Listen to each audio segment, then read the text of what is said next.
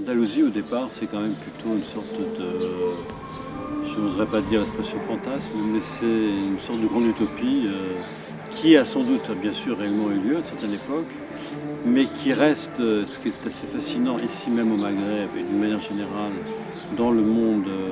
oriental et arabe, une sorte de modèle de civilisation qui n'a jamais été réinventé réellement depuis cette époque. Certes, très souvent à la gloire des musulmans, plus peut-être que des autres religions, mais n'empêche qu'il y a une sorte d'aboutissement en rêve qui est celui de la cohabitation de ces fameuses religions monothéistes dont on parle tant et qui sont tant bousculées dans leur fondement aujourd'hui pour les raisons qu'on connaît. Effectivement, il y a plusieurs Andalousies dans ce sens-là.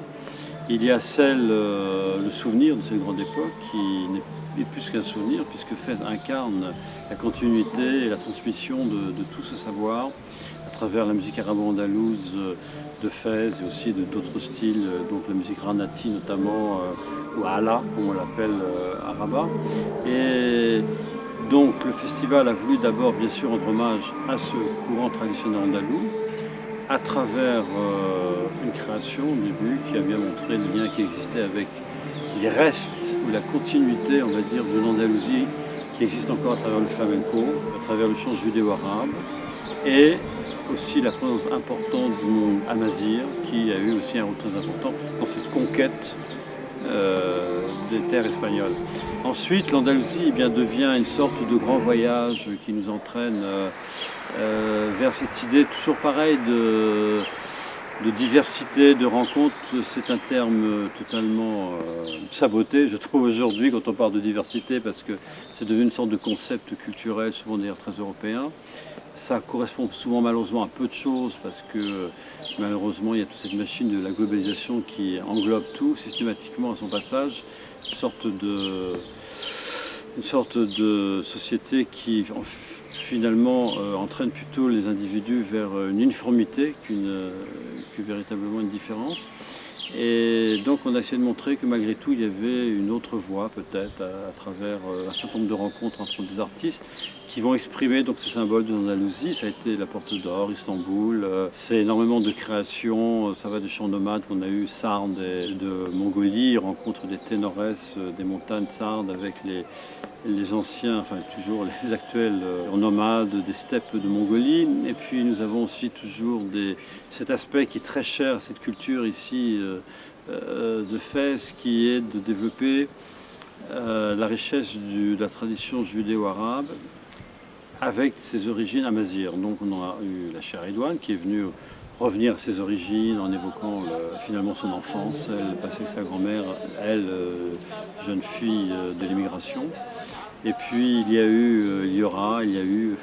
Françoise Atlan aussi qui revient aussi à une rencontre avec le Mouachat, les Mouachats, donc ces grandes suites arabo-andalouses qui étaient plus ou moins créées par le fameux Ziryab,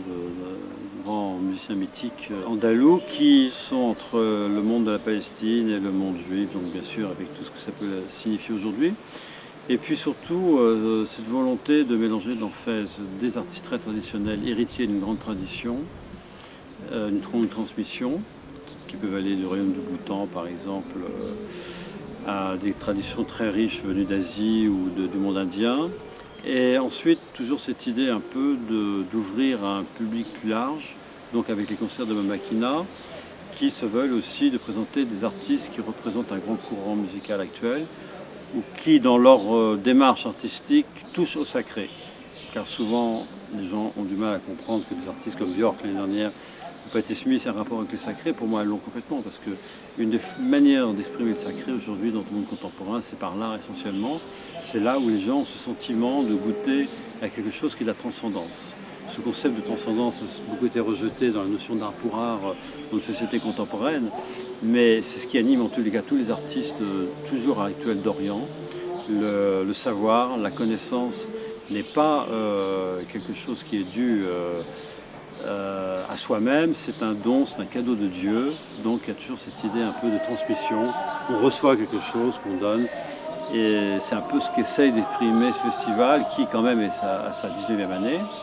et qui à l'époque déjà avait introduit ce concept un peu d'ouverture